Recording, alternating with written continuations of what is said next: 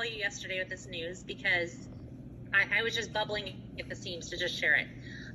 So I'm in California. I have 4 kids. They all have medical issues, and finding tools and modalities to help them through those medical issues has been monumental in so many ways for them.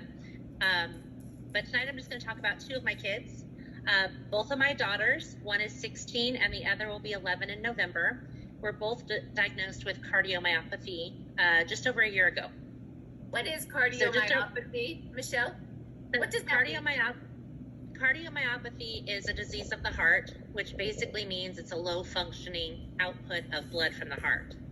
So I wrote down some numbers so that I didn't get it mixed up because I'm not a medical doctor.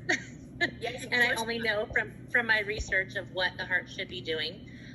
It's the injection fraction numbers that they look at to diagnose the cardiomyopathy. And a low functioning rate is between 40 and 55%. That's considered low functioning for cardiomyopathy.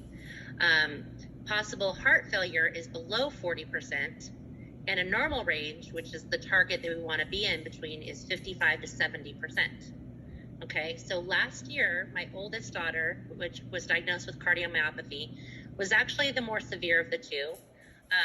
It was affecting both sides of her heart, and her functioning rate was at 46% last year. So that is in the low functioning range. My third daughter, Leah, she was measuring at 51%, which is a little better than her sister, but still in the low functioning percentile where we were concerned.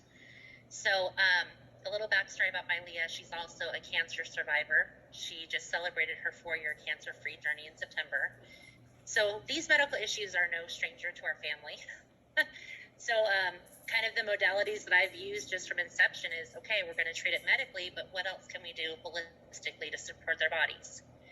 I'm a firm believer that God kind of puts tools in our path that we need, that we don't even know we need yet. So about, I was introduced to LifeWave back in June. So it would have been about 3 months prior to my daughter's diagnosis with cardiomyopathy that I was introduced into the patches. And so when they got this diagnosis, I was hopeful because I had a new tool to use.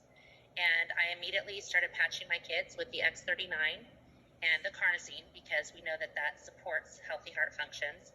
And I just, said, what can it hurt, right? I mean, it's totally not going to invade their body with anything. It's not going to give them any toxic overload.